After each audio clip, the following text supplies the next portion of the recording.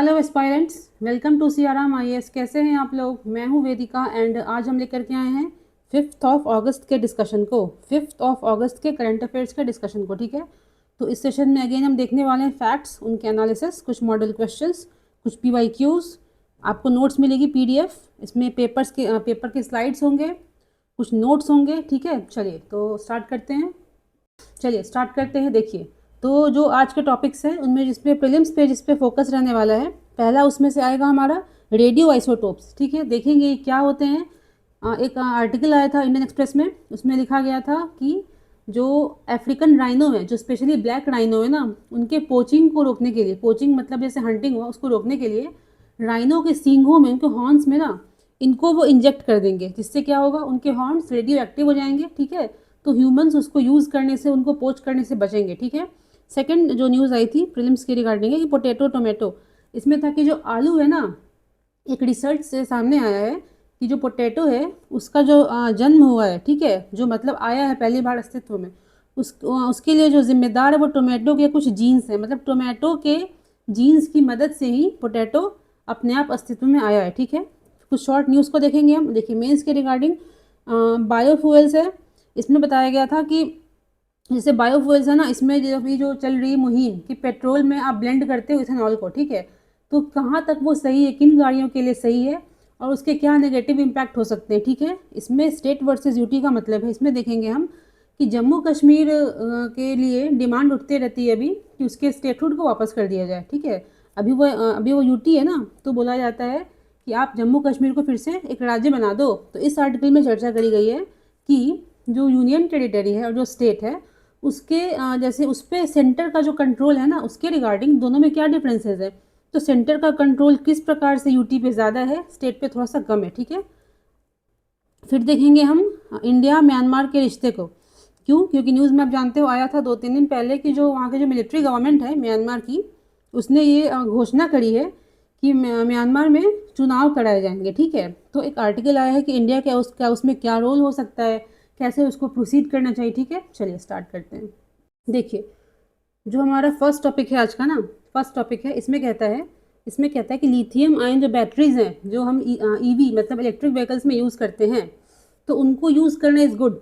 Environment में GHG मतलब green house gases कम निकल रहे हैं, सब कुछ हो गया, लेकिन कुछ नेगेटिव एस्पेक्ट्स भी हैं जिसको हमको ध्यान देना चाहिए। ठीक है, तो इसमें कहता है, देखिए स्टेटमेंट कहता है कि अगर रॉबस्ट रिसाइकलिंग फ्रेमवर्क नहीं है भारत में, तो लिथियम आयन बैटरी भी एक तरह का इन्वायरमेंटल कॉस्ट छोड़ते हैं, नेगेटिव इम्पैक्ट डालते हैं। तो यहाँ पे देखिए रिसाइकलिंग की बात क्यों करी गई है, क्योंकि लिथियम हम यहाँ से माइन भारत से तो कर नहीं रहे। इंडिया के पास लिथियम रिजर्व्स है, लेकिन उसको चूंकि हमारे पास टेक्नोलॉजी नहीं है उस तरह की कि हम माइन निकाल कर पाएँ, एक्सट्रैक्ट कर पाएँ, इसलिए कहता है कि वो वाला जो, देखिए लिथियम को निकालने में भी सर्टेन काइंड ऑफ पोल्यूशन होता है, बट इंडिया में चूंकि वो एक्सट्रैक्ट नहीं हो रहा है, तो वो पोल्यूशन हमारे लिए ज़रूरी नहीं है। हम लिथियम को जनरली प्रोसेस भी उतना मतलब उस लेवल पे भारत में नहीं करते हैं, तो वो भी हमारे लिए एक मुद्दा नहीं है कि प्रोसेसिंग के समय कुछ पोल्यूशन हुआ नहीं। हमारे लिए मुद्दा ये है कि हम चूँकि लिथियम को या तो रॉ रूप में इम्पोर्ट कर रहे हैं या लिथियम आयन बैटरीज के रूप में इम्पोर्ट कर रहे हैं डिफरेंट कंट्रीज से, तो अगर उसको हम ठीक से रिसाइकिल नहीं करते हैं तो हमारे लिए एक इन्वायरमेंटल इम्पैक्ट ये छोड़ के जाएगा। ठीक है, तो इसमें कहता है कि गवर्नमेंट इसको ना, मतलब इस रिसाइकलिंग को अच्छे से इंश्योर करने के लिए गवर्नमेंट ने क्या किया था, एक रूल लेके आई थी, वो बैटरी वेस्ट मैनेजमेंट रूल्स। ठीक है, देखिए यहाँ पे दिया हुआ है battery waste management rules BWMR। ठीक है, इसमें क्या था, इसमें इसको एसर्टन करने के लिए एक क्लॉज दिया हुआ था। उस क्लॉज का नाम था, यहाँ देखिएगा, एक्सटेंडेड प्रोड्यूसर रिस्पॉन्सिबिलिटी। इसमें देखिए दो बातें करी गई थी। पहला क्या था, जो प्रोड्यूसर है, प्रोड्यूसर क्या होता है, वो प्रोड्यूस कर रहा है बैटरीज, गाड़ियों में लगा रहा है, सप्लाई कर रहा है। ठीक है, तो वो तो जिम्मेदारी है उसकी, but according to this EPR clause, इसमें क्या था कि प्रोड्यूसर्स की एक और जिम्मेदारी बताई गई थी कि आपकी जिम्मेदारी है कि बैटरीज की रिसाइकलिंग ठीक से हो रही है कि नहीं। ठीक है, इतना बोला गया था। तो इसको एक्चुअल प्रोसेस में कैसे लाया गया, तो प्रोड्यूसर्स तो भाई जा नहीं सकते ना घर घर या दुकान दुकान के, देखो मेरे को बैटरी दे दो ख़राब नहीं, वो तो जाएंगे नहीं। उन्होंने क्या किया, उसमें क्या एक प्रावधान किया हुआ था कि देखिए यहाँ देखेंगे डायग्राम की मदद से, ये रिसाइकलर्स हैं जो एक्चुअल रिसाइकलिंग करते हैं। ठीक है, ये हैं प्रोड्यूसर्स। ठीक है, तो प्रोड्यूसर्स क्या करेंगे, इनको पैसा देंगे। ठीक है, इनको पैसा देंगे, ये पैसा देंगे इनको। ठीक है, ये क्या करेंगे, इनको एक सर्टिफिकेट देंगे, है ना, सर्टिफिकेट देंगे। इसमें होता क्या है कि रिसाइकलर्स जो हैं वो दुकान मतलब जहाँ से भी गए, इन्होंने ख़राब बैटरीज को अपने पास रखा, सोर्स किया, उसको रिसाइकलिंग करी। उन सब चीज़ों के लिए पैसा कहाँ से आ रहा है, पैसा ये दे रहा है। तो बदले में इन्होंने जो रिसाइकलर्स हैं उन्होंने प्रोड्यूसर्स को सर्टिफिकेट दिया कि आपने अपना टारगेट कंप्लीट कर लिया, ठीक है। ये मैकेनिज्म मार्केट में है। अब देखिए आगे देखते हैं। देखिए यहाँ पे क्या कहता है, इसमें एक और देखिए क्लॉज क्या कहता है कि ठीक है आपने तो फंडिंग करी, जो भी करी, इनको हेल्प किया, बट जब आपको सर्टिफिकेट ये देंगे ना, जब सर्टिफिकेट देंगे तो आपको एक मिनिमम प्राइस जो होता है, मिनिमम फ्लोर प्राइस आपको इनको पे करना होगा, ठीक है, जिससे कि इनको एक्स्ट्रा इंसेंटिव मिल सके और जितना मैक्सिमम से मैक्सिमम बैटरीज को ये रीयूज रिसाइकिल कर सके, ठीक है। तो देखिए यहाँ पे उसमें दिक्कत क्या है, देखिए कहता है कि ईपीआर फ्लोर प्राइस, जो मिनिमम फ्लोर प्राइस है वो बहुत लो है, इसलिए जो रिसाइकलर्स हैं उनको मोटिवेशन नहीं मिल पाता है, ठीक है ना। देखिए फिर कहता है कि proper disposal of lithium battery waste is expensive, requiring advance processing technology, safe transportation. अब कहता है कि ठीक है भैया, जो रिसाइकलर्स हैं उनको इंसेंटिव नहीं मिल रहा है, तो हम बैटरीज को डिस्पोज कर देंगे वहाँ अगर मेरे को लॉस हो रहा है तो, बट डिस्पोज करने के लिए भी कहता है जो टेक्नोलॉजी चाहिए वो भारत में नहीं है, जो स्किल्ड लेबर चाहिए भारत में नहीं है।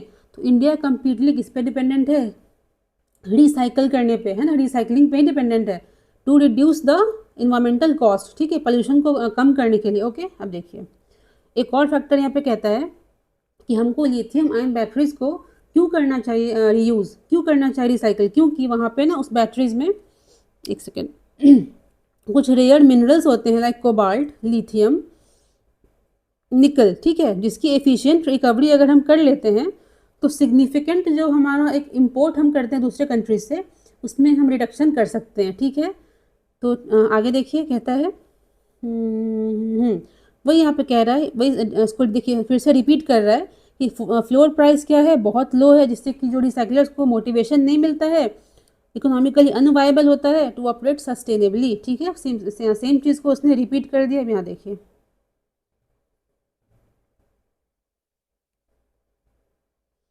देखिए एग्जाम्पल यहाँ पे दिया है ना, यूके का देखिए एग्जाम्पल दिया है, requires producers to pay close to ₹600 per kilogram for EV battery recycling, whereas under consideration for India is less than fourth of that. कहता है कि अगर हम एक्सचेंज रेट को भी ध्यान में रखा जाए, है ना, तब भी यूके में कह रहा है कि पर अगर जो जो जो रिसाइकलर्स है ना, अगर वो 1 kg सपोज करिए एग्जाम्पल के तौर पे बैटरी को रिसाइकिल कर रहे हैं, लिथियम बैटरीज को, तो उनको उनके बदले में एटलीस्ट 600 रुपया मिल रहा है, कहाँ, यूके में। बट भारत में कहता है कि 600 के 1/4 से भी कम है, ठीक है। तो मोटिवेशन कहाँ से मिलेगा, कैसे अच्छे से वो कर पाएंगे, ठीक है। ये देखिए कुछ मैकेनिज्म्स बताए गए हैं कि कैसे कैसे आप करके उनको हेल्प कर सकते हो, आप इसको देख लीजिएगा, कुछ खास नहीं है इसमें, ठीक है। तो हमें क्या, देखिए 3 बात पे ध्यान रखना है। पहली चीज़ क्या है, लिथियम आयन जो बैटरीज हैं वो इन्वायरमेंट के लिए कैसे एक नेगेटिव इम्पैक्ट छोड़ सकते हैं। तो लिथियम के माइनिंग से पोल्यूशन होता है, बट चूंकि हम भारत में लिथियम को माइन नहीं करते हैं, हमारे पास वो टैक्स नहीं है, इसलिए वो हमारा कंसर्न नहीं है। सेकेंड आता है प्रोसेसिंग। प्रोसेसिंग भी हम उतने लार्ज स्केल पे नहीं कर पाते हैं, इसका थोड़ा बहुत करते हैं बट उतने लार्ज स्केल पे नहीं करते हैं। हम जनरली प्रोसेस्ड चीज़ों को इंपोर्ट करते हैं, तो उससे जो पोल्यूशन होता अगर, वो हमारा कंसर्न नहीं है। तो हमारा कंसर्न आता कहाँ है, रिसाइकलिंग करने में एंड डिस्पोज करने में। तो डिस्पोज करने के लिए जो टैक्स चाहिए, जो टेक्नोलॉजी चाहिए, वो भी हमारे पास नहीं है, ना स्किल्ड लेबर है उसके रिगार्डिंग। तो अगेन हम कम्प्लीटली फोकस सिर्फ एक ही चीज़ पर कर सकते हैं, अच्छे तरह से इन बैटरीज को हम रिसाइकिल कर सकें, ठीक है। इसके लिए कुछ लॉ आपने देखा बनाए गए हैं, लेकिन उस लॉ का भी अच्छे से पालन नहीं किया जाता है। उसमें जो मिनिमम एक प्राइस बताया गया है जो प्रोड्यूसर जो है वो रिसाइकलर्स को देगा, वो बहुत कम है, जिससे कि उनको मोटिवेशन नहीं मिल पाता है, ठीक है। चलिए आगे बढ़ते हैं अब हम। देखिए ये नेक्स्ट टॉपिक है हमारा, इसमें कहता है why a progressive Indian policy on Myanmar is more than plausible. कहता है कि भारत की जो पॉलिसी है, ठीक है ना, उसमें हम पढ़ेंगे अभी अभी किस तरह की पॉलिसी इंडिया अपना रहा है। और इसमें एक सजेशन दिया गया, एक्चुअली जो राइटर है उनके द्वारा बताया गया है कि इंडिया को ऐसे ऐसे करना चाहिए, तो वो उनके विचार हैं, लेकिन उनको हम इसलिए देखेंगे एग्ज़ाम में पूछे अगर कि ठीक है इंडिया का भी ऐसा ऐसा सिचुएशन है, तो आप क्या कहते हो, है ना, कि क्या चेंजेस करने चाहिए, तो आप इनके पॉइंट्स को आप आंसर में इंक्लूड कर सकते हो, ठीक है। तो आपको ध्यान होगा हमने कल के लेक्चर में देखा था, एक सायरांग करके एक रेल हेड बन रहा है, रेलवे ट्रैक बन रहा है, वो मिज़ोरम में, आई थिंक, हाँ मिज़ोरम में बन रहा है। उसमें हमने देखा था कि अभी जो ऑन गोइंग प्रोजेक्ट्स हैं विद म्यांमार हो गया, विद बांग्लादेश हो गया, वो ठप पड़े हुए हैं क्योंकि इन कंट्रीज़ में ना काफ़ी पॉलिटिकल उथल पुथल मची हुई है, ठीक है। तो इसमें हमने देखा था कि एक नया हमने शुरू किया है सायरांग करके, जो कि हेल्प करेगा हमको म्यांमार से कनेक्ट करने में, क्योंकि Mizoram is also bordering country, sorry bordering state है, ठीक है, म्यांमार का। ओके, देखिए तो इस आर्टिकल में देखिए क्या बताया गया है, यहाँ देखिए। लास्ट ईयर आई थिंक, नहीं लास्ट ईयर नहीं, आई थिंक 2021 में क्या हुआ था ना, मिलिट्री कू, कू मतलब उसका स्पेलिंग ये होता है COUB, मिलिट्री कू हुआ था म्यांमार में। वहाँ पे मिलिट्री ने क्या किया, गवर्नमेंट को पे कब्जा, मतलब कह सकते कब्जा कर लिया, ठीक है। तो अभी कुछ दिन पहले न्यूज़ आई थी कि उस मिलिट्री गवर्नमेंट ने क्या बोला है कि हम डेमोक्रेटिक चुनाव कराएंगे म्यांमार में, ठीक है, न्यूज़ आई थी। इस पर देखिए आर्टिकल क्या कहता है, यहाँ देखिए, यहाँ देखिए, इसमें इस पैराग्राफ पे ध्यान दीजिएगा। कहता है कि मोदी गवर्नमेंट जो है ना, did very little to engage with pro democracy resistance. देखिए, जब मिलिट्री ने गवर्नमेंट पे तख्ता पलट किया, अपना अधिकार जमाया, तो ठीक है उसकी सरकार आ गई मिलिट्री की, बट जो कुछ ऐसे सर्टेन ग्रुप्स थे म्यांमार में जो स्टिल ना आंदोलन कर रहे थे कि डेमोक्रेसी को वापस लाओ, इस तरह का जो होता है। तो इसमें कह रहा है इसमें कि मोदी जी ने, इंडियन गवर्नमेंट ने उन ग्रुप्स के साथ अच्छे से अलाई नहीं किया, ठीक है। देखिए इन्होंने तो बोल दिया, इसमें हम और क्या लिख सकते हैं, हम ये लिखेंगे, ठीक है, कि इंडिया ने ऐसा नहीं किया, बट कारण क्या देंगे इसका। देखिए 2 कारण है। पहली चीज़ ये है कि इंडिया जो है, यहाँ देखिएगा दिख रहा है ना, इंडिया जो है वो आसियान कंट्रीज़ का जो ग्रुप है ना, उसका एक 5 पॉइंट कंसेंसस है, तो इंडिया उसका सम्मान कर रहा था। उसमें है कि डायलॉग करना है हमको ऑल पार्टीज़ के साथ, हमें कोई अग्रेसिव रूप नहीं अपनाना है। पहला कारण ये था। दूसरा कारण क्या था कि जो चाइना है ना, वो एक्टिवली, जुनता गवर्नमेंट कहते हैं मिलिट्री गवर्नमेंट को जो म्यांमार की है, चाइना उससे एक्टिवली इंगेज कर रहा है, ठीक है, अपना प्रोमिनेंस बनाया हुआ है। तो अगर हम उस मिलिट्री गवर्नमेंट के अगेंस्ट जा करके इन ग्रुप्स को, इन डेमोक्रेटिक रेजिस्टेंस ग्रुप्स को अगर हम सपोर्ट करते, तो हमारे लिए हो सकता है सही नहीं रहता, ठीक है।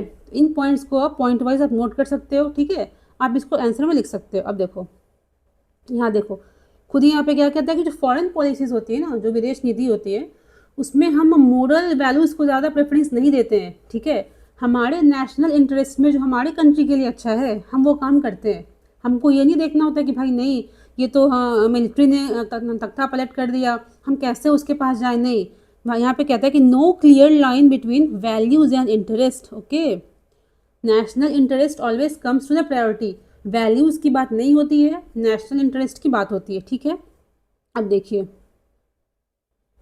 यहाँ पे कहता है, हम आंसर में देखिए इस पॉइंट को लिखेंगे, हम फिर इंक्लूड कर सकते हैं। देखिए कहता है, बड़ा अच्छा से देखिए लाइन दिया गया है कि India has long defined it's interest in south east Asian countries in narrow strategic terms, but now its need to leverage a unique set of values better defend its interest। इसका मतलब है कि ठीक है, ये सब चीज़ें ठीक है, इंडिया ने आसियान के 5 पॉइंट कंसेंसस का सम्मान किया, चूँकि चाइना उस गवर्नमेंट से अच्छा खासा अपना रिश्ता बनाए हुए था, तो हम उसके अगेंस्ट कैसे हो जाते। बट यहाँ पे कहता है कि इंडिया को अब क्या करना चाहिए, इंडिया को करना चाहिए कि इंटरेस्ट को थोड़ा सा कम रखते हुए वैल्यूज़ पे ध्यान देना चाहिए। मतलब वहाँ के डेमोक्रेटिक जो ग्रुप्स हैं उनके साथ एक कह रहा है कि उनके साथ अब बातचीत करो, उनको सहायता भेजो, ठीक है।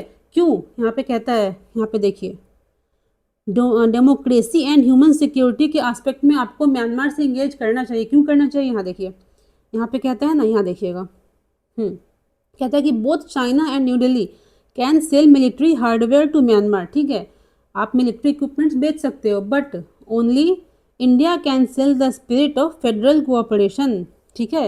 ये स्टेटमेंट हम दे सकते हैं अपने आंसर के कंक्लूजन में, लास्ट में, ठीक है। स्टार्टिंग में डिस्कस करेंगे इंडिया ने जो पॉलिसी भी अपनाई हुई है वो कम्प्लीटली स्ट्रेटेजिक है, कम्प्लीटली नेशनल इंटरेस्ट बेस्ड है ना। हमको वहाँ के इंटरनल चीज़ों से मतलब नहीं है, बट इसमें कह रहा है यहाँ पे कि वो तो कोई भी कंट्री कर सकती है। इंडिया को अगर मतलब अपना एक प्रभुत्व बनाना है म्यांमार में, तो उसको फेडरल कोऑपरेशन, मतलब जो जैसे कि सेंटर है, स्टेट है, डिफरेंट स्ट्रक्चर जो वहाँ का है, उसको मिलिट्री ने डाइल्यूट कर दिया, तो उसके अगेंस्ट इंडिया को जाना चाहिए, ठीक है। अब देखिए, यहाँ देखिए, ध्यान दीजिएगा, यहाँ पे प्रीलिम्स के लिए बहुत इंपॉर्टेंट है। देखिए एक सागांग रीजन है, चिन स्टेट, नॉर्थ रखाइन स्टेट, ठीक है। तो ये सब ऐसे रीजन्स हैं जो म्यांमार में हैं, जो प्रॉब्लमेटिक है, ठीक है ना, जहाँ पे काफ़ी मतलब ज़्यादा दिक्कत है। तो सगाएंग रीजन कहाँ है, नॉर्थ वेस्ट म्यांमार में है। चिन स्टेट कहाँ है, वेस्टर्न म्यांमार में है। रखाइन स्टेट कहाँ है, वो नॉर्दर्न साइड में है। इसको हम पहले अराकन स्टेट भी कहते थे, है ना। तो साइगांग रीजन, चिन स्टेट, रखाइन स्टेट, ये सभी म्यांमार के पार्ट्स है जहाँ पे काफ़ी डिस्ट्रप्शंस चल रहे हैं, ठीक है। और रखाइन स्टेट को पहले हम क्या बोलते थे, अराकन स्टेट, ठीक है। यहाँ देखिए, इसमें देखिए एक और उसने जो राइटर है इस आर्टिकल के, उन्होंने बोला है कि India should need to revoke its plans to fence India Myanmar border and reinstate free movement regime. आपको ध्यान होगा ना, यहाँ देखिए दिया ही हुआ है यहाँ पे कि फेब 2024 में इसको बंद कर दिया गया था। आई थिंक जहाँ तक हमको समझ आ रहा है कि एफएमआर जो है, फ्री मूवमेंट रेजिम, इसको 2018 में लाया गया था। क्यों?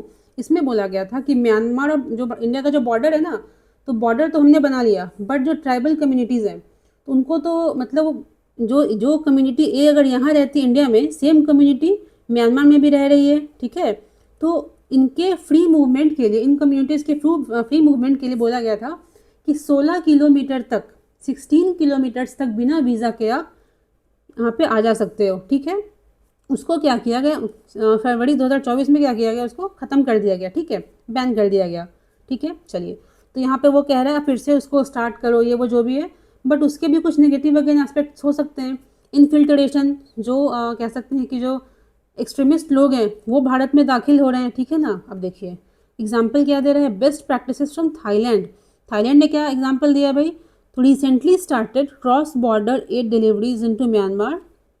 इसको भी हम अडॉप्ट करके, उसमें कहता है ठीक है, हम अगर डायरेक्टली ओपनली जो डेमोक्रेटिक ग्रुप्स है वहाँ पे उनको हम सपोर्ट नहीं कर सकते हैं, तो हम ऐसा इतना तो कम से कम कर सकते हैं जो थाईलैंड ने किया है कि ह्यूमैनिटेरियन एड हम भेज सकते हैं, है ना, सहायता भेज सकते हैं बिना किसी पार्टी से अपने आप को अलाइन किए हुए, ठीक है। दिख रहा है ना, हाँ, यहाँ देखिएगा, यहाँ देखिए कंट्रोवर्शियल ये उनका सजेशन है, जो लिखे हैं इसको, कि कहता है Modi government should immediately halt detention deportation. कहता है कि जो वहाँ से माइग्रेट करके भारत में आ रहे हैं ना, उनके लिए कहता है कि आप उनको वापस मत भेजो। तो कंट्रोवर्शियल इसलिए कहेंगे इसको हम, क्योंकि इंडिया के इंटरेस्ट के लिए अगेन सही नहीं रहेगा, ठीक है।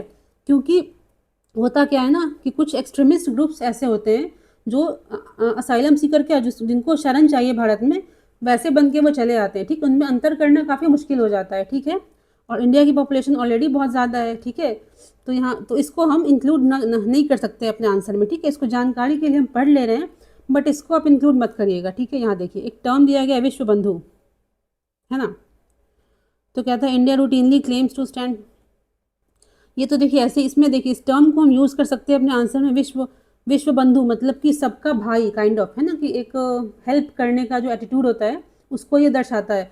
तो इस टर्म को अपने आंसर में हम यूज़ कर सकते हैं। देखिए अब यहाँ कुछ फैक्ट्स देखते हैं प्रीलिम्स के रिगार्डिंग। देखिए तो इंडियन स्टेट्स जो हैं, कौन कौन से राज्य बॉर्डर करते हैं म्यांमार को, आप जाइए, आप वीडियो के बाद क्या करोगे, आप मैप खोलोगे, उसमें देखोगे कि नॉर्थ से साउथ जो है ना सिचुएशन क्या है, कौन से स्टेट को अगर हम पुट करें तो नॉर्थ टू साउथ वो आएंगे। तो अरुणाचल है, नागालैंड है, मणिपुर है, मिजोरम है, ठीक है। और देखिए 1643 किलोमीटर का लंबा लैंड बॉर्डर है, किसका किसका, इंडिया एंड म्यांमार का।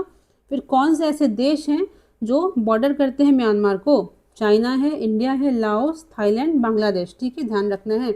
और इंडिया का जो इंगेजमेंट है म्यांमार से, उसमें 2 इम्पॉर्टेंट प्रोजेक्ट्स हैं जिसकी चर्चा लगातार आप देख रहे होंगे पेपर में होती रहती है।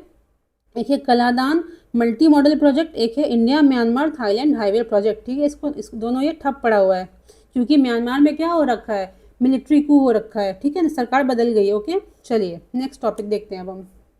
देखिए ये प्रीलिम्स के लिए छोटा सा एक न्यूज़ है, देखिए ये सेम यहाँ पे देखिए पेज नंबर आई थिंक 10 में दिया हुआ था और ये पेज नंबर 14 में इंडियन एक्सप्रेस के, तो सेम न्यूज़ दोनों में दे रखा है आज के पेपर में।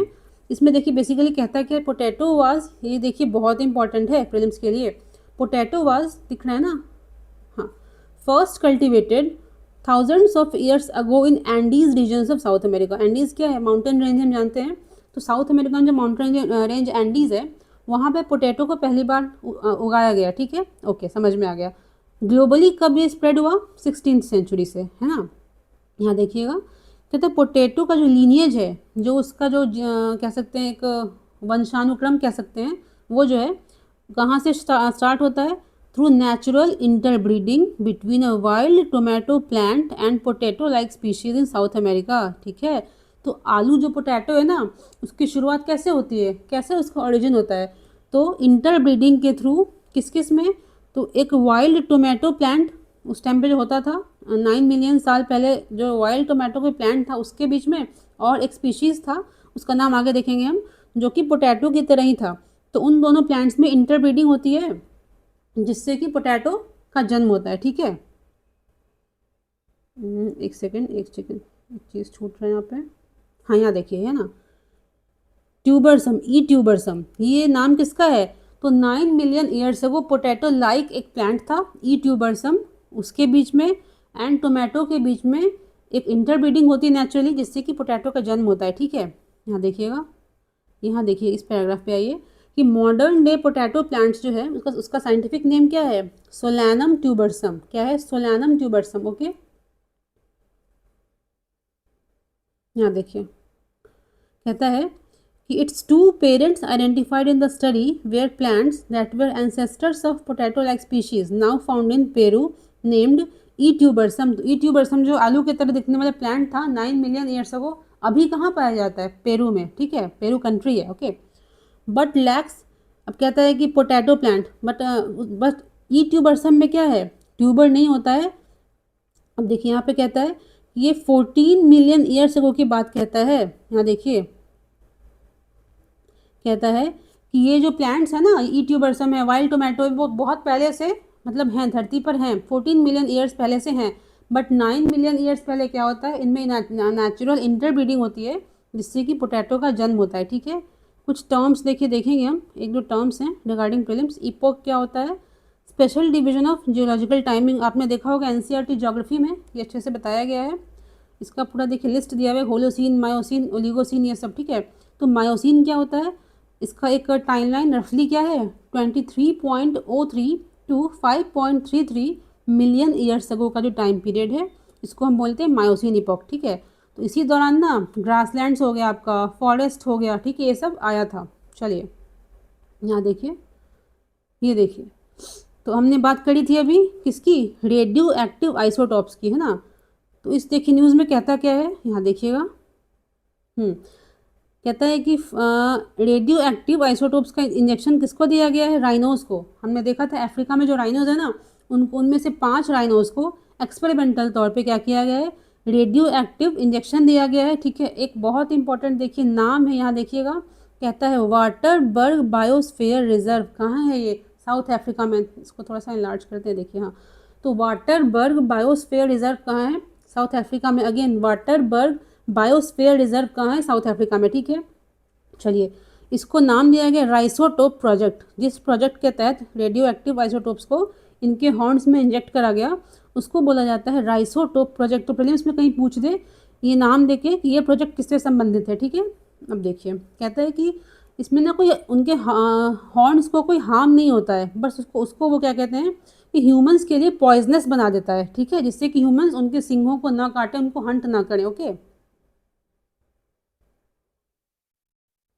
एक सेकंड, यहाँ देखिए, कहता है यहाँ पे, इससे देखिए 2 फ़ायदा होगा। एक तो वो जहरीला हो गया, इंसान खुद ही उससे दूर भागेंगे। सेकंड क्या है, अगर वो तब भी उसको पोच कर लिए, हंट कर लिए, और हॉर्न्स को सपोज कर कट करके वो ले जा रहे हैं, तो यहाँ पे कहता है कि रेडिएशन पोर्टल मॉनिटर्स जो डिप्लॉयड है बॉर्डर पे, उनसे ना कहता है कि उन मटेरियल्स को हम डिटेक्ट कर सकते हैं, क्योंकि उसमें रेडियो एक्टिव मटेरियल्स को हमने इंजेक्ट कर रखा है।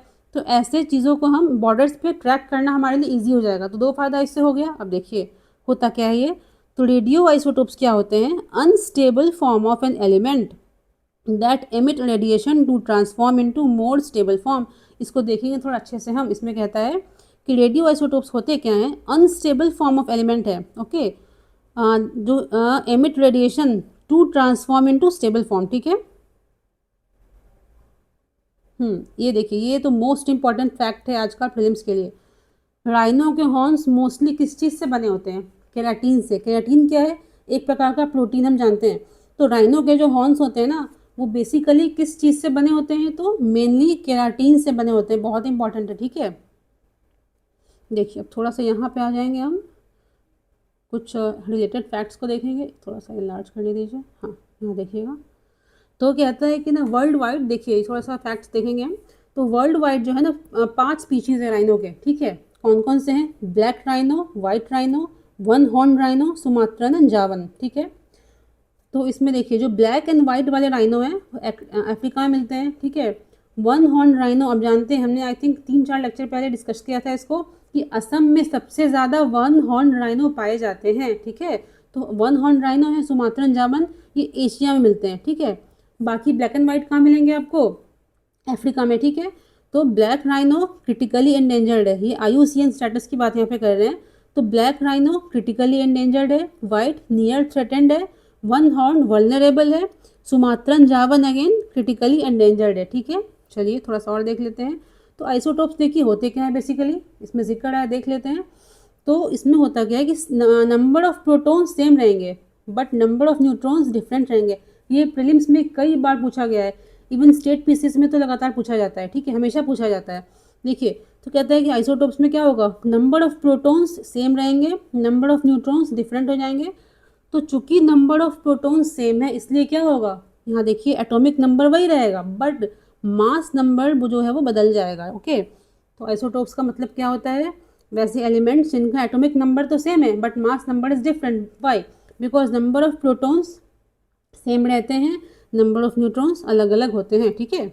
यहाँ देखिए एक छोटा सा एक चार्ट बनाया हमने, यहाँ देखिएगा। कहता है कि रेडियो आइसोटोप्स होते क्या हैं, ठीक है।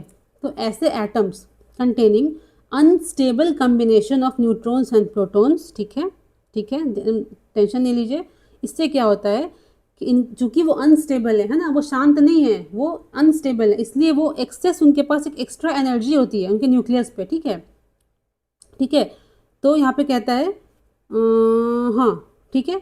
तो इसमें कहता है कि उस एनर्जी को वो करते क्या है, वो रेडिएट करते रहते हैं, छोड़ते रहते हैं, ठीक है, जब तक कि वो स्टेबल फॉर्म में ना आ जाए, जब तक कि वो शांत ना हो जाए, ठीक है।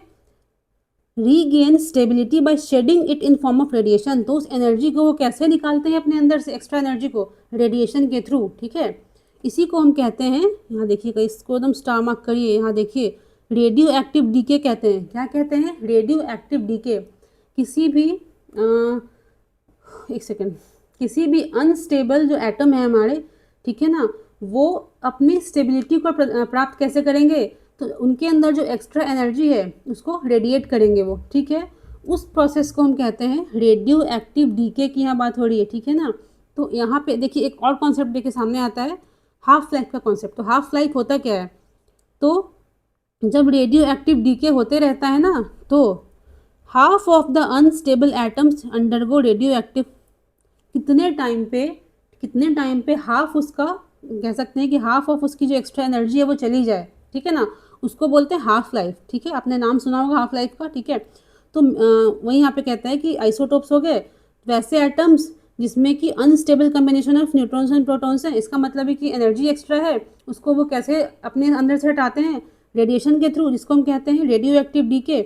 और जितने टाइम पे अब वो अपने अपने अंदर के हाफ ऑफ द अनस्टेबल चीज़ों को ठीक कर लेते हैं, मतलब half of the excess energy को रिलीज कर लेते हैं, उसको बोलते हैं हाफ लाइफ, ठीक है। चलिए आगे देखते हैं। देखिए नेक्स्ट देखिए कहता क्या है, 2 शॉर्ट न्यूज़ यहाँ देखेंगे हम बस। पहला है रिगार्डिंग चिनाब ब्रिज, है ना, ये यहाँ देखिएगा, यहाँ ध्यान दीजिएगा, let me highlight it for you. यहाँ देखिए एक सेकेंड, ये जो चिनाब ब्रिज है ना, ये जो कहाँ बना है, चिनाब नदी पर है, ठीक है, सिंपल सी बात है। इसमें कहता है, इसका फोटो दिया हुआ था, तो इसमें न्यूज़ ये थी कि जो 15 अगस्त होने वाला है ना, उसमें टैबलूज जो निकलते हैं उसमें इसको दर्शाया जाएगा एंड ऑपरेशन सिंदूर को दर्शाया जाएगा। तो इसके रिगार्डिंग कुछ फैक्ट्स हम देखेंगे चिनाब ब्रिज के रिगार्डिंग। तो ये वर्ल्ड्स हाईएस्ट रेलवे ब्रिज है। चिनाब ब्रिज क्या है, वर्ल्ड्स हाईएस्ट रेलवे ब्रिज, ठीक है, जम्मू कश्मीर में दिख रहा ना। हाँ, इसकी देखिए हाइट क्या है, इसकी हाइट जो है वो 35 मीटर ज़्यादा है एफल टावर से। ये कनेक्ट किसको करता है, तो जम्मू कश्मीर को रेस्ट ऑफ द भारत से वो कनेक्ट करता है, ठीक है। एक देखिए शॉर्ट न्यूज़ देखिए और है, बस नाम देखेंगे इसका हम, ये भी देखिए दिया हुआ इंडियन एक्सप्रेस में। यहाँ देखिएगा, ये गजपायन प्रोसेशन है ना, ये कहाँ होता है, ओके एक सेकेंड। हाँ, गजपायन प्रोसेशन जो है देखिए कहता है marking the beginning of Dussehra festival in Mysuru Karnataka, ठीक है। तो गजबायन प्रोसेशन क्या है, रिगार्डिंग दशहरा फेस्टिवल की बिगिनिंग से जुड़ा हुआ है, ये मैसूरू में होता है, ठीक है, प्रीलिम्स में पूछ सकता है। चलिए आगे देखते हैं। देखिए आगे हमारा आर्टिकल ये वाला, इसमें कहता है, देखिए इसके रिगार्डिंग ना मतलब जम्मू कश्मीर के स्टेटहुड को वापस लाने के रिगार्डिंग बहुत सारे आर्टिकल्स पेपर में आए थे। किसी में कुछ डाटा दिया गया था कि जिसके कितना पॉपुलेशन इसका बढ़ा है, कितने ट्रेड में वृद्धि हुई है, तो वो हमारे लिए इंपॉर्टेंट नहीं है। हमारे लिए देखिए इंपॉर्टेंट यहाँ पे क्या हो जाता है, इसमें दो चीज़ें बताई गई हैं कि क्यों, आखिर क्या कारण हो सकते हैं जिससे कि बार बार स्टेटहुड का डिमांड आ रहा है। सेकंड बताया गया है कि अगर हमको फिर से इसको स्टेट बनाना है तो क्या क्या करना होगा। ठीक है, देखिए अच्छे से पढ़ेंगे आर्टिकल को हम। देखिए कहता है कि 6 साल बीत चुके हैं to recognise Jammu Kashmir into 2 UTs, Jammu Kashmir and Ladakh. ठीक है, सिंपल सी बात है। तो जम्मू कश्मीर एक्ट पास करा गया था 2019 में, जिसमें कहता है कि सेंटर थ्रू लेफ्टिनेंट गवर्नर क्या किया वहाँ पे, उसको मतलब कह सकते हैं कि सेंटर, भाई सेंटर का ही ना मतलब प्रभुत्व रहेगा, बट रूल वहाँ पे कौन करता है, किसका रूल चलता है, तो लेफ्टिनेंट गवर्नर का। ठीक है, अब देखिए ये बहुत ही इंपॉर्टेंट चीज़ें हैं, ठीक है, प्रीलिम्स के लिए मेंस के लिए दोनों के लिए। तो कहता है policing and public order were placed within control of centre. ठीक है, कहता है जैसे ही उसको यूटी बना दिया गया तो दिक्कत क्या हो गई, पुलिसिंग पब्लिक ऑर्डर कहाँ चला गया, सेंटर के पास चला गया। ठीक है, तो आप जानते हो, एक सेकेंड, देखिए वो कुछ आवाज़ थी, हाँ देखिए तो क्या कहता है इसमें, यहाँ थे हम, हाँ, कि जैसे ही जम्मू कश्मीर को हमने बनाया यूनियन टेरिटरी तो उससे क्या हो गया, पुलिसिंग एंड पब्लिक ऑर्डर कहाँ चला गया, सेंटर के कंट्रोल में। अब देखिए गौर करने वाली बात क्या है, यहाँ पे हम जानते हैं कि यहाँ पे जगह, हाँ, पुलिसिंग और पब्लिक ऑर्डर जो है वो स्टेट लिस्ट का पार्ट होता है ना, स्टेट लिस्ट का पार्ट होता है। ओके, यहाँ पे लेकिन अगर अगर जम्मू कश्मीर स्टेट होता तो इसको मिलता ये पावर, ठीक है, बिना किसी इसके, लेकिन चूंकि ये एक यूटी बना दिया गया है तो ये पावर्स कहाँ चली गई हैं, सेंटर के पास। ठीक है, चलिए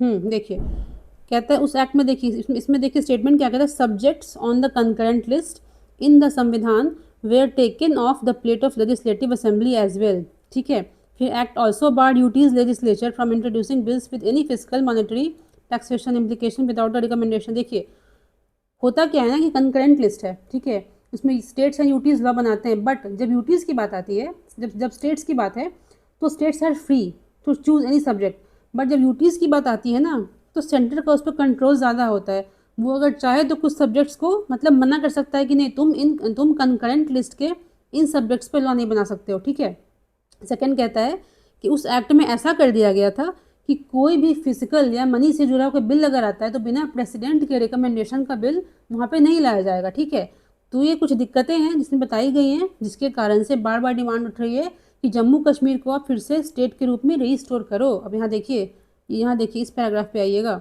इसमें कहता है कि जम्मू कश्मीर को जब एक स्टेट से कन्वर्ट किया गया यूटी में तो ऐसा फर्स्ट टाइम हुआ था, है ना, इससे पहले ऐसा कभी हुआ नहीं था। बट अगर आप इसको फिर से एक यूटी को आप कन्वर्ट करते हो स्टेट में तो ऐसा पहले हो चुका है। ये बहुत इंपॉर्टेंट देखिए है, आप देखिए होंगे प्रीलिम्स में क्वेश्चन पूछा हुआ है, मतलब डायरेक्टली ईयर तो नहीं बट पहले बाद में ऐसे करके सीक्वेंस पूछता है। देखिए कहता है, एकदम याद रखिएगा कि 5 यूटीज़, अभी तक 5 यूनियन टेरिटरीज़ को क्या किया गया है, स्टेटहुड प्रदान किया गया है। कौन करता है, पार्लियामेंट करता है।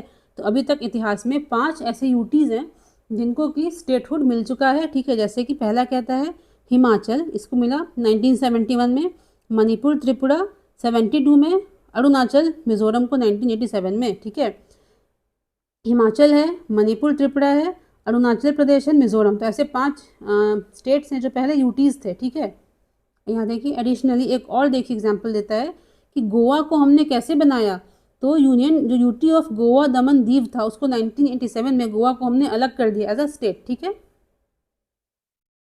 कहता है कि अगर हमको स्टेटहुड देना है तो वो जो एक्ट आया था ना जम्मू कश्मीर एक्ट 2000 जो, हाँ आई थिंक 2019 में, देखिए वो एक्ट आया था, उसको हमको हटाना पड़ेगा और सेंटर को क्या करना होगा, फ्रेश बिल लाना होगा पार्लियामेंट में। ठीक है, और आर्टिकल 3 के तहत कहता है, आर्टिकल 3 क्या है हम जानते हैं, वो पावर देता है पार्लियामेंट को, नाम बदलना है, स्टेट्स को एरिया घटाना बढ़ाना जो भी करना है। बट उसमें दिक्कत क्या मतलब, उसमें कहता है कि देखिए बिना प्रेसिडेंट के रिकमेंडेशन के आप उसको नहीं स्टार्ट कर सकते हो आर्टिकल 3 के इनिशिएशन को। Again president acts only on the advice of council of ministers. तो कुछ खास अगर अगर इसमें कहता है अगर सेंटर चाहे तो वो स्टेटहुड इसको जम्मू कश्मीर को दे सकता है, ठीक है। कारण क्या है बताया गया, देखिए यहाँ पे किस प्रकार से जो है वो कंट्रोल ज़्यादा हो जाता है सेंटर का यूनियन टेरिटरीज के ऊपर, ठीक है। चलिए यहाँ देखिए, आपको देखिए करना क्या है, दो काम करना है आफ्टर वॉचिंग द वीडियो। आप ये देखो आर्टिकल 3 को अच्छे से पढ़ोगे आप, और यहाँ देखिए difference between legislative powers of states and UTs. कुछ तो देखिए अंतर होता होगा ना। देखिए इसमें आपको बताना क्या है, कौन सी ऐसी यूटीज़ हैं जिनके पास लेजिस्लेटिव असेंबलीज़ हैं, ठीक है। आपको ये बताना है, मतलब घर जाके इस पर डिस्कशन करना सोचना है कि जिन यूटीज़ में असेंबलीज नहीं होती हैं, ठीक है ना, वहाँ पे कैसे क्या कौन कानून बनाता है, ठीक है, क्या होता है, आपको इसको देखना है। दिक्कत होती है अगेन कमेंट सेक्शन में पूछिए, आप इसको डिस्कस किया जाएगा क्योंकि ये बहुत लंबा डिस्कशन हो जाएगा, ठीक है, पॉलिटिक्स के रिगार्डिंग। तो आपको दिक्कत अगर इसमें आती है तो आप कमेंट बॉक्स में डाल सकते हैं, ठीक है। चलिए आगे देखते हैं हम। ये देखिएगा, ये देखिए आर्टिकल कहता है fears on ethanol blended petrol largely unfounded. तो इसमें क्या कहता है ना, कुछ ऐसे देखिए, पहले देखते हैं कि इथेनॉल क्या होता है, ब्लेंडिंग क्या होती है, फिर आएंगे इस आर्टिकल पे, ठीक है। तो इथेनॉल एक फर्स्ट जनरेशन बायोफ्यूल है। इथेनॉल क्या है, फर्स्ट जनरेशन बायोफ्यूल। इसका मतलब है कि फूड क्रॉप्स से इसको बनाया जाता है, ठीक है ना। तो आप जानते हो कि सरकार हमारी एक टारगेट लेके आई थी कि 2030 तक हमको पेट्रोल में 20% इथेनॉल को मिक्स कर लेना है, जिसको गवर्नमेंट ने 5 साल पहले ही पूरा कर लिया, ठीक है। तो लोगों का ऐसा कहना है, जो कॉमन पीपल है उनका ऐसा कहना है कि जो गाड़ियाँ 2023 के बाद में बनी है ना, उनके लिए तो ठीक है ब्लेंडिंग है, बट जो गाड़ियाँ 2023 के पहले जो मैन्युफैक्चर हुई हैं उनके इंजन को ये जो ब्लेंडेड पेट्रोल है वो ख़राब कर देता है, ठीक है ना। तो सरकार ने बोला है कि सरकार का वही स्टेटमेंट गवर्नमेंट की तरफ से आया था कि ऐसा नहीं है, ये बेसलेस बातें हैं, ठीक है। सेकंड बोला था अगर कुछ नुकसान होता भी है इंजन का या माइलेज का तो उतना ज़्यादा कुछ मतलब ज़्यादा मात्रा में नुकसान नहीं होता है। चलिए देखते हैं इसको हम। देखिए पहला देखिए फैक्ट क्या कहता है कि इंडिया जो है world's third largest consumer of crude oil, ठीक है। फैक्ट क्या कहता है, प्रीलिम्स के लिए इंपॉर्टेंट है, India is world's third largest consumer of crude oil. और उस कंजम्पशन का है ना 85% वो क्या करता है, इंपोर्ट करता है भारत, ठीक है। तो गवर्नमेंट ये कह रही है कि इतने ज़्यादा हम इंपोर्ट कर रहे हैं तो अगर हम कुछ हिस्सा उसमें इथेनॉल का पेट्रोल में ब्लेंड कर देते हैं तो ये जो 85% जो हम इंपोर्ट करते हैं इसमें कमी आएगी, ठीक है। यहाँ देखिए यही देखिए यहाँ बात करी गई है कि न्यूअर कार्स जो है ना particularly sold since 2023 are understood to be ready for E20 fuel. E20 मतलब वही इथेनॉल ब्लेंडेड विद पेट्रोल 20%, ठीक है, ठीक है। फिर कहते हैं कि engine of cars made before that period have not been specifically tuned for such blended fuel। तो इसका होता है डिसएडवांटेज, क्या क्या देखिए इसका नेगेटिव इम्पैक्ट पड़ता है। यहाँ देखिए कहता है जो calorific value of ethanol blended fuel is higher than gasoline, okay. जो अगर हम पेट्रोल यूज़ कर रहे हैं तो और इथेनॉल प्लस पेट्रोल यूज़ कर रहे हैं तो इन दोनों में डिफरेंस देखिए क्या है। यहाँ पे कहता है ना हाई, देखिए प्रीलिम्स के लिए फैक्ट क्या है, हाई कैलोरीफिक वैल्यू का मतलब क्या है, यहाँ देखिए बताया गया है कि more fuel is burn for similar performance. अगर हमको सपोज करिए एग्जांपल ले रहे हैं हम 10 किलोमीटर जाना है ना, तो पेट्रोल हमारा खर्च होगा 4 लीटर। पेट्रोल अगर खर्च होगा 4 लीटर तो ये इथेनॉल प्लस पेट्रोल कितना खर्च हो जाएगा 6 लीटर। फॉर एग्जांपल कोई मतलब मैथमेटिकल रेशियो नहीं है इसका मतलब है कि सेम दूरी तय करने के लिए ज़्यादा पेट्रोल हमारा ज़्यादा फ्यूल हमारा खर्च होगा, ठीक है। इससे क्या होता है माइलेज हमारा घटता है, ज़्यादा बिल भरना पड़ता है हमें। और ये देखिए कि यहाँ कहता है, यहाँ देखिए हाँ मतलब कुछ जो ऐसे यूज़र्स हैं उनका ऐसा कहना था कि इंजन के लाइफ स्पैन को ये ख़राब करते हैं, ठीक है, इंजन को ये ख़राब करते हैं, ठीक है। यहाँ देखिए वही देखिए यहाँ पे गवर्नमेंट ने बोला है कि ये जो डिक्रीज वाज मार्जिनल, जो माइलेज में कमी आ रही है, जो गाड़ी की परफॉर्मेंस में कमी आ रही है वो मार्जिनल है, ठीक है, ज़्यादा नहीं है। यहाँ देखिए ये बहुत इंपॉर्टेंट, ये एकदम स्टार मार्क कर लीजिए इसको, प्रीलिम्स के लिए कहता है ethanol lower in density than petrol. ये पूछ सकता है एग्जाम में, इथेनॉल जो है पेट्रोल से उसकी डेंसिटी कम होती है, ठीक है। तो डेंसिटी कम होगी तो कैलोरी देखिए दो चीज़ें, पहला क्या है, एक सेकेंड, जो इथेनॉल है इसकी क्या है डेंसिटी जो है वो कम है, डेंसिटी जो है वो कम है पेट्रोल से, जिससे क्या होगा, अगर डेंसिटी कम रहेगी तो कैलोरीफिक वैल्यू ज़्यादा होगा। इसका मतलब क्या हो जाएगा कि सेम डिस्टेंस को तय करने के लिए हमें ज़्यादा फ्यूल लगेगा। ओके, अब आते हैं कुछ हम बेसिक फैक्ट्स की तरफ रिगार्डिंग एग्जामिनेशन। देखिए, तो व्हाट आर बायोफ्यूल्स, है ना, होते क्या हैं ये एग्जाम में पूछ भी चुका है कई बार, एक पॉलिसी भी आती है उसके रिगार्डिंग, बायोफ्यूल पॉलिसी उसके रिगार्डिंग, ठीक है। तो होते क्या हैं बेसिकली ये बायोमास से इनको हम प्राप्त करते हैं। तो बायोमास क्या होते हैं, सिंपल टर्म्स में देखेंगे कि लिविंग या डेड ऑर्गेनिज्म या उनके बाई प्रोडक्ट्स, ठीक है। कोई जिंदा प्राणी है, कोई मृत प्राणी है, या जैसे कि वो अपना बाई जैसे कुछ छोड़ रहा है वो, ठीक है, जैसे उसका एक्सक्रीटा है, ठीक है, वो हो गया, मल मूत्र उसका होता है, ठीक है। तो उसको यूज़ करके हम क्या बनाते हैं, बायोफ्यूल्स, ठीक है। अब देखिए, इनको बेसिकली 4 पार्ट्स में हम डिवाइड हमने कर रखा है। तो पहला क्या आता है, फर्स्ट जनरेशन, सबसे जो पहले आया था, ठीक है। ये मेनली फूड क्रॉप से बने होते थे, जैसे जिसमें स्टार्च की मात्रा ज़्यादा होती है, ठीक है। एग्जाम में प्रीलिम्स में पूछा सब कॉन्सेप्ट है, इसको हल्के में नहीं लीजिएगा, ये पूछा गया कॉन्सेप्ट है, ठीक है। इसमें है कि शुगर केन हो गया, कॉर्न है, मेज़ वगैरह, ठीक है। तो फूड क्रॉप्स को यूज़ करके एग्जाम्पल क्या है, बायो इथेनॉल। एक और चीज़ जो हम यहाँ इथेनॉल इथेनॉल बोल रहे हैं ना, it is same as bio ethanol, ठीक है। दूसरा है बायोडीजल। तो दोनों में डिफरेंस क्या है, तो इथेनॉल बनता है बेसिकली फूड क्रॉप से, लाइक शुगर केन, मेज़ वगैरह। जो बायोडीजल है ये बनता है ग्रीस, है ना, जो तेल जल जाता है ना, यूज़ करते करते उसको यूज़ करके, एनिमल फैट को यूज़ करके बनता है। ओके, अब यहाँ देखिए, यहाँ पे दिक्कत क्या थी ना इस फर्स्ट जनरेशन में, कि ये फूड क्रॉप की बहुत ज़्यादा तो उपज होती है, बट स्टिल हम देखते हैं कि हंगर बहुत ज़्यादा है हमारे कंट्री में। तो इसमें अब दिक्कत, जो डिलेमा था कि हम फूड क्रॉप को पेट्रोल मतलब ये सब बनाने में यूज़ करें या खाने में यूज़ करें, ठीक है। एक सेकेंड, ठीक है। तो हमने क्या देखा था यहाँ तक, हाँ हमने देख लिया था फर्स्ट जनरेशन तक, ठीक है। तो सेकेंड जेन जो होता है, सेकेंड जनरेशन जो होता है, उसमें क्या किया गया ना, इस चीज़ को सॉल्व किया गया। जो नॉन फूड बायोमास है, लाइक एग्री रेसिड्यू, जो वेस्ट नहीं, खरपतवार जो होता है, जो हम कहते हैं पराली जला रहे हैं, तो सरकार कहती है, गवर्नमेंट कहती है कि तुम उसको जलाओ नहीं, हमें दे दो, उससे हम बनाएंगे सेकेंड जनरेशन बायोफ्यूल, ठीक है। तो वो हो गया, ग्रास है, वुड चिप्स वगैरह है, ठीक है। तो इसमें वो डिलेमा भी नहीं था कि फूड क्रॉप्स वाली बात नहीं थी, खाना है या पेट्रोल बनाना है, ठीक है, वो सब नहीं था। अब देखिए थर्ड में क्या कहता है, एल्गी, जो डिफरेंट माइक्रोब्स है ना, उनको यूज़ करके यहाँ पे बनाया जाता है बायोफ्यूल। फोर्थ कहता है, फोर्थ जो स्टिल अंडर प्रोसेस है अभी, मतलब उसको बनाया नहीं गया है। इसमें क्या करते हैं हम, जो जेनेटिकली इंजीनियर्ड ऑर्गेनिजम्स हैं, ठीक है, उनको यूज़ करके बात करी गई है बायोफ्यूल को बनाने की, ठीक है। चलिए, तो ये टॉपिक ख़त्म होता है, आगे बढ़ते हैं अब हम।